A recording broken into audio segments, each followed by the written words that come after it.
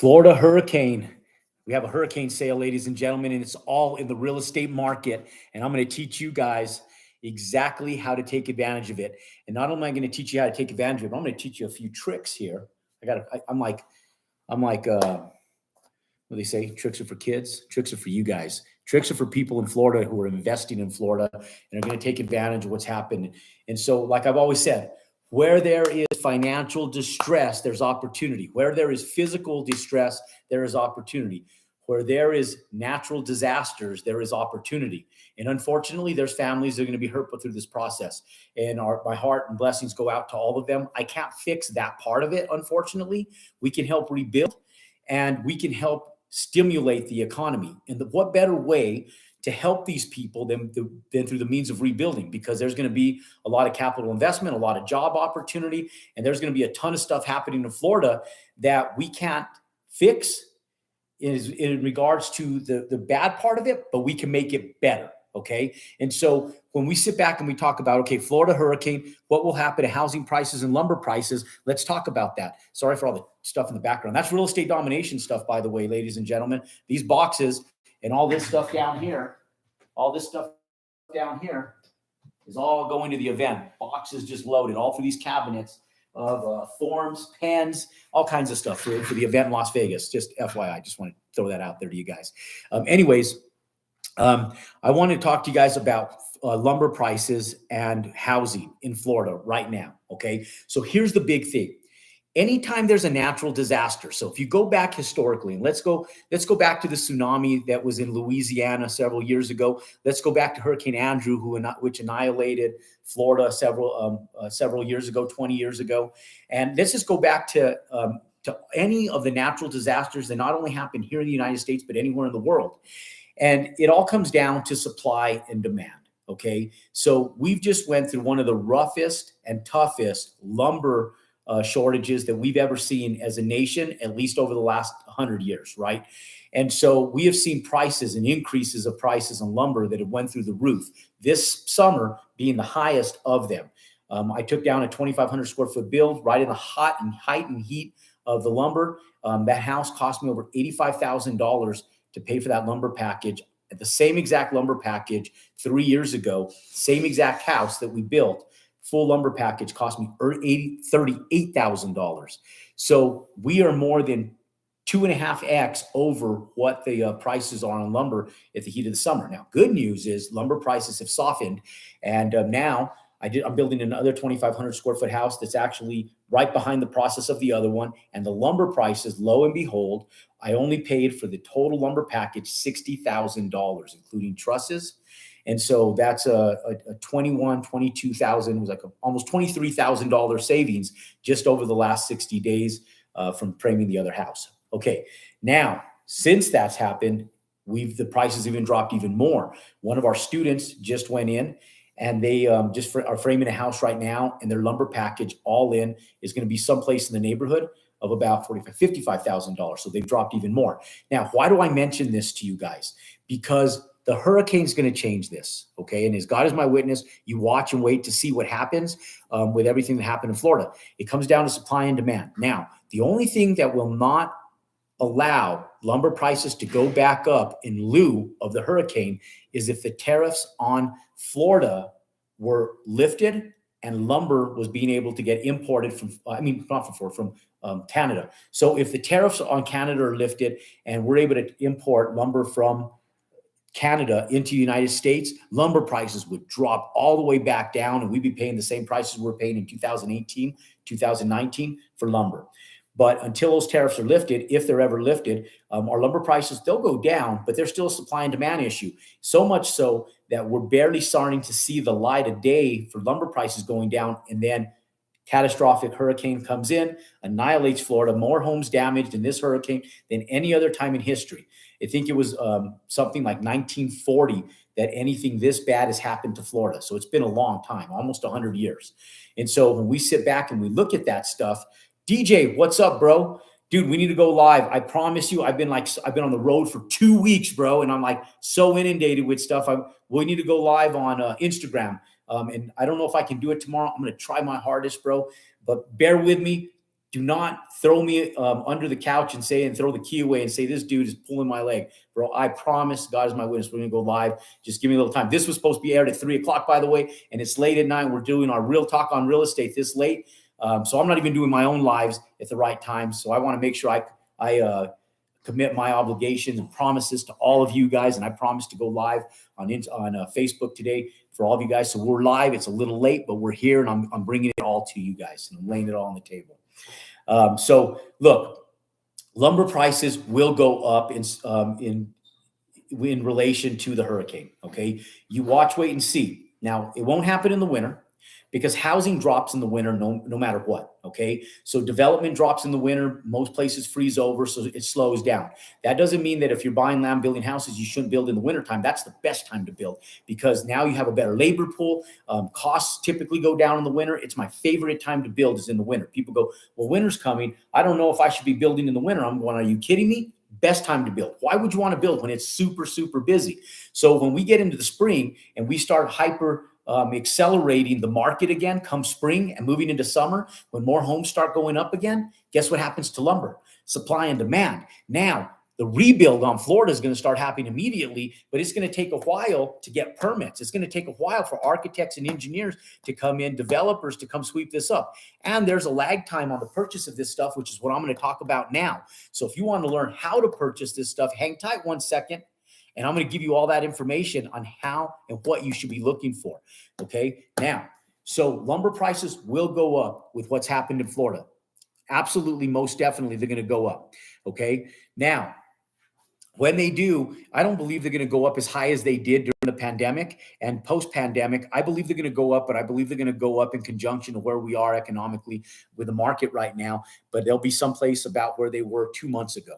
I don't think they'll be as high as they were in June and July, but I think they'll be as high as they were in August. Okay, so we'll see a little relief. We're going to come down a little bit more before they go back up, and then I have a feeling they're going to climb back up slightly again. So if you have to do it on a graph, and at our highest, they were right here, and let's say right now we're right here, they're going to go back up to about right here, okay, because of the hurricane. I don't believe they're going to go up as high as they were in the past.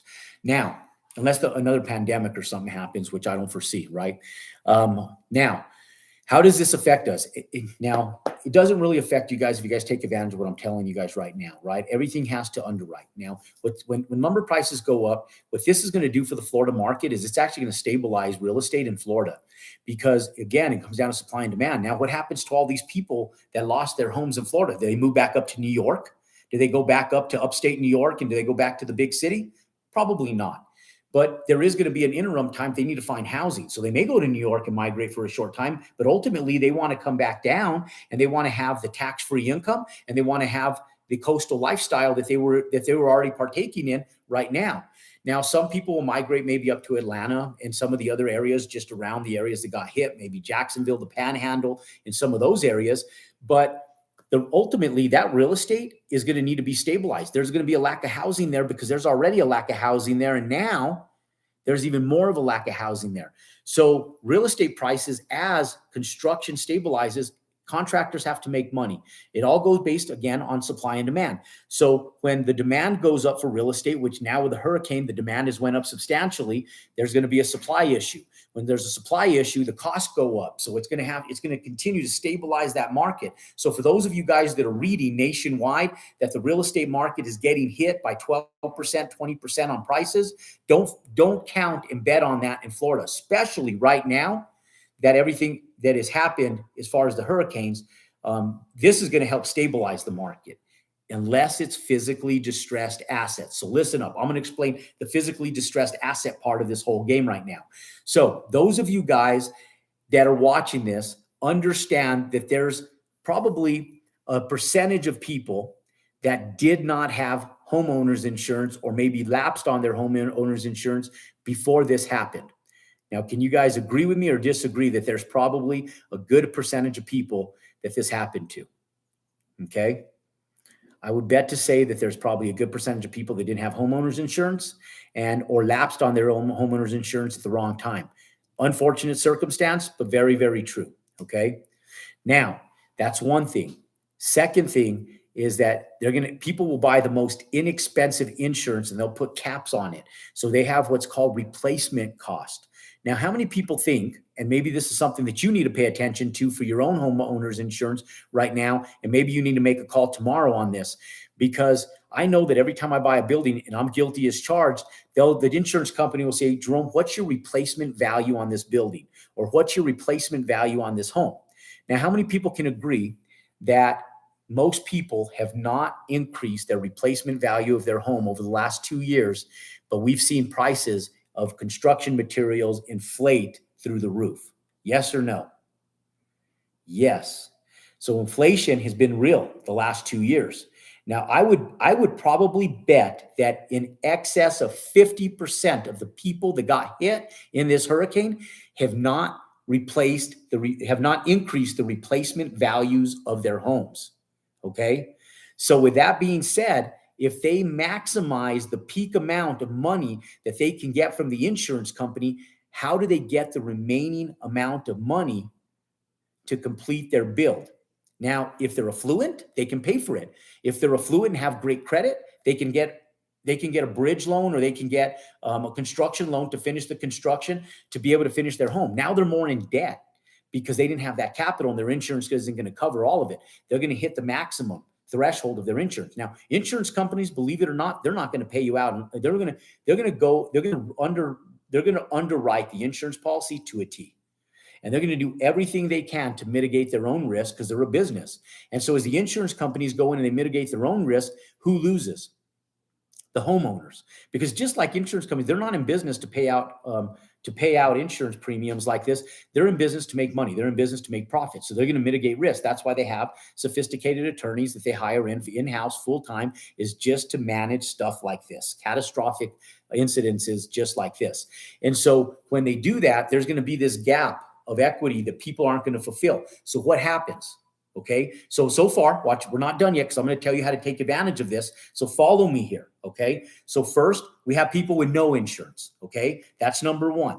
Second, we have people that don't have gap insurance. So there's a gap between the replacement value and what it's actually going to cost them to rebuild this home. So there's a gap there. And if they don't have gap insurance, which most people don't, now there's going to be a percentage of these people that can't fulfill that. Okay. So that's the second type of person that gets hit. So that's number two. Okay. And number three, there's going to be people that have the insurance to do it, but they just can't find the contractors and stuff to do it. And God only knows, there's just going to be some unfortunate circumstances and they're not going to be able to do it. So there's going to be everybody else. Okay. So number three, there's just everybody else. Now, how does that fall into an opportunity for you to purchase now? And where do you take advantage of this? I've always said this. You guys can go back to every video that I've ever recorded from here to back to Timbuktu. And I promise, as God is my witness, everything I tell you guys, if there's physical distressed assets, there's opportunity. If there's financially distressed assets, there's opportunity. And so there's both financially distressed and physically distressed assets in Florida right now, but we're going to turn them from physically distressed to very profitable assets moving forward and profit for them. So if you're not in Florida, you want to be in Florida, you don't have to live in Florida to take advantage of the opportunity. I remember back in 2004, me and a buddy went in, we bought 2 lots in Jupiter Island, 2 houses that were annihilated in Hurricane Andrew. Several years after Hurricane Andrew, picked up the real estate, tore it down, built one massive home on 2 lots, and we sold it for a nice premium, a nice profit. Not as much of a profit as we could have made today, but for 2004 is a very lucrative profit of about $750,000. But it was a very high risk project. So I'm not telling you guys to go out and build these big old 8,000, 10,000 square foot estates. I'm telling you guys to go in and rebuild what was there, but just do it nicer. Okay. Now, some of these folks had homes that were old, that they don't appraise. The appraised value of their old home can't give them the replacement value. You might be able to build that house back in the 1990s or 1980s, but you can't build that exact same home today. It's going to be nicer, hands down. So again, that comes back down to our gap insurance, right? So there's going to be a slew of people like that have older real estate that was never renovated and they were trying to pay the least amount of premiums on their insurance. And there's going to be people that didn't even have flood insurance and they lived on the water in the coastal areas, that their insurance company either maybe didn't require it, or they were able to opt out of it, or whatever happened. But they'll, believe it or not, there's going to be people that did not have flood insurance and they're not going to be able to do anything about the lost real estate as well. Okay. So we have a lot of that. Now, there's a lot of money to be made in distressed assets. There's some that you may not even have to tear down. you can go in and there's mold damage on these properties, and you can go in and restore them and make a ton of money and get them at substantially discounted prices.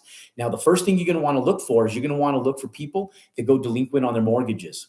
Okay. Now, there's softwares and there's softwares, there's individuals that they specialize in foreclosures and in short sales. Okay. What is a short sale? I know that probably the mass majority of people have heard of a short sale, but don't even know what it is. Okay. So I'm going to explain it to you guys really fast in just a real abbreviated form, so you get a real quick rendition of what a short sale is, to understand when you look for them, what to expect when you're purchasing a house that's being sold short. Okay. It's not like stocks that you sell for a loss. It's an asset that you go in, you put an offer in, somebody owes X amount of money. Okay. Let's call that X amount of money $750,000.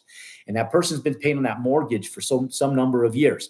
And so the bank is hoping that the interest that they've made on that loan over the course of time that they've owned that house is going to be in excess of what they're going to take as a loss because of the lost asset on that house.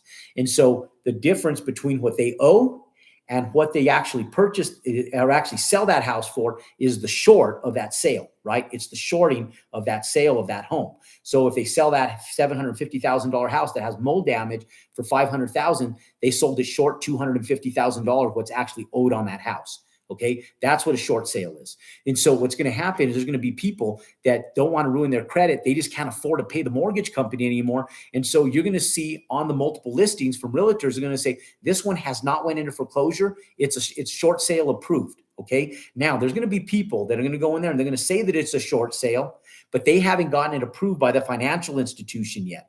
Big difference. They may say that it's financially that it's institutionally approved as a short sale, but I bet to differ that about only 50% of the ones that say that they've been short sale approved are actually short sale approved. And so it's your due diligence to make sure that the bank is going to approve a short sale. And if they do, then you can go in and buy that property short of what's owed on the mortgage, to be able to give you a spread of profit margin to go in and renovate that property and then resell it at the top of the market prices. And everything is comp based. So you want to make sure that you're doing comps in that area of how those houses were selling prior to the hurricane. Okay.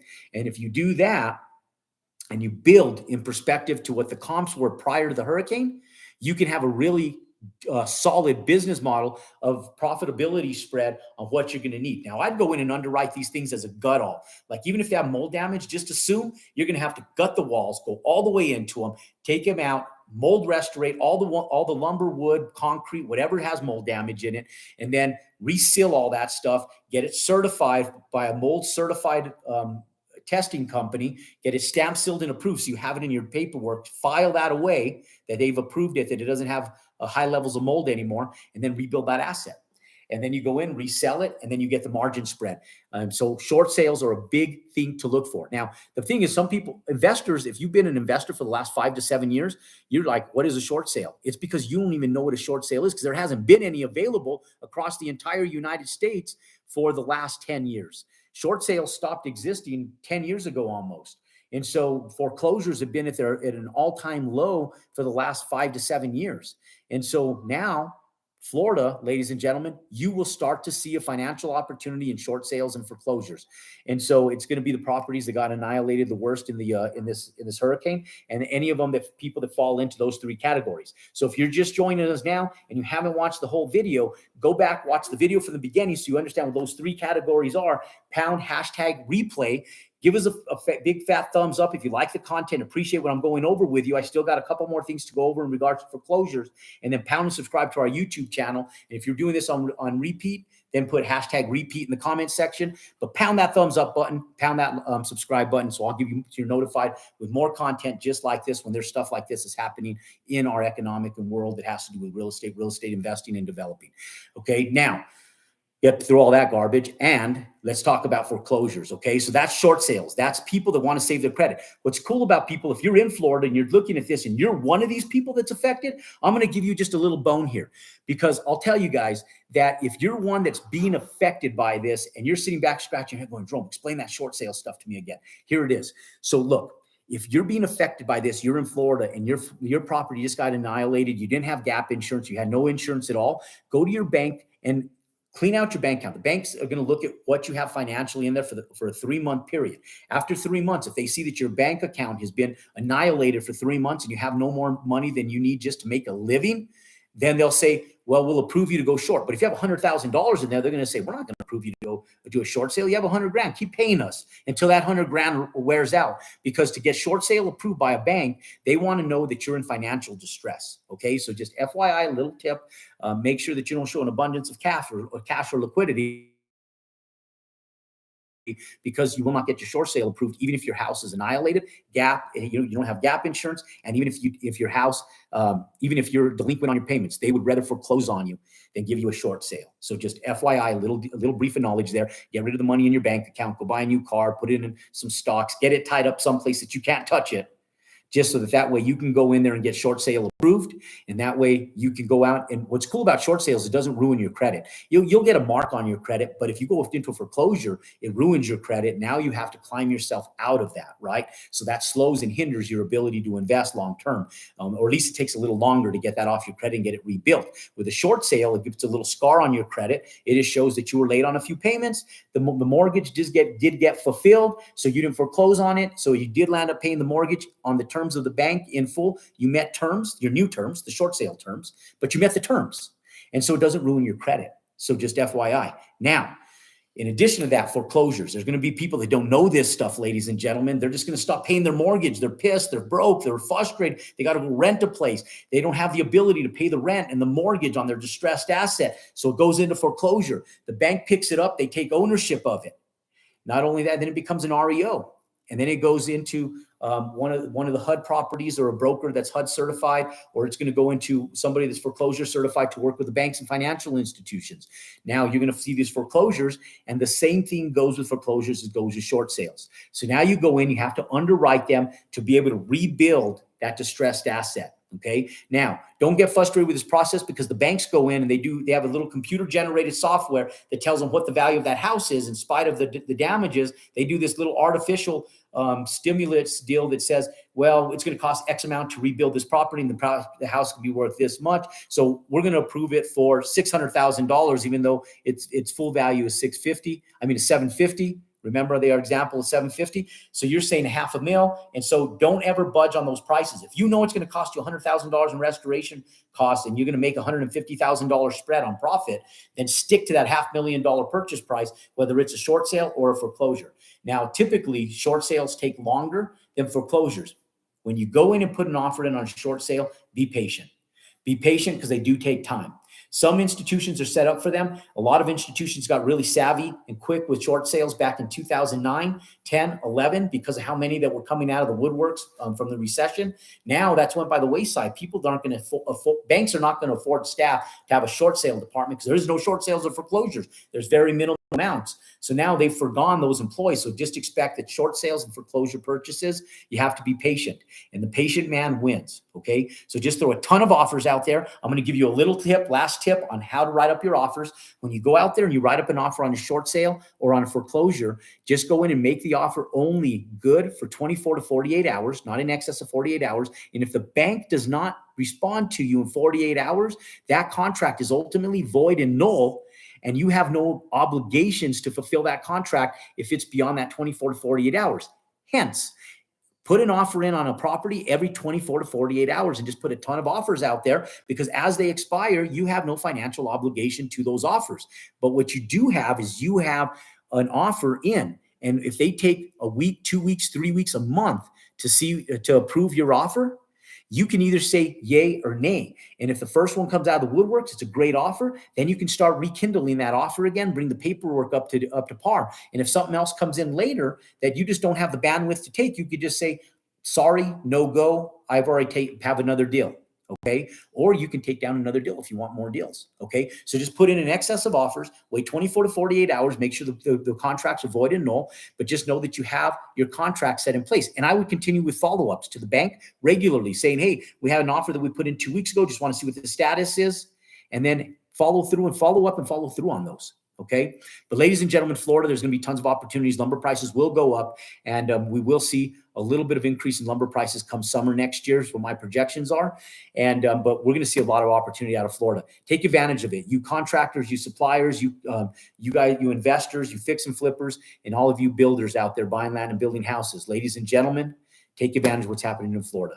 I promise you, we're not going to see an opportunity like this in that sector of the world for a while, or at least, God willing, we won't, right? For the people's sake.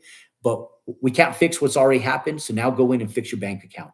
Ladies and gentlemen, where there's financial distress and physical distress, there's opportunity. If you like this content, pound that thumb up button, click and subscribe to our YouTube channel.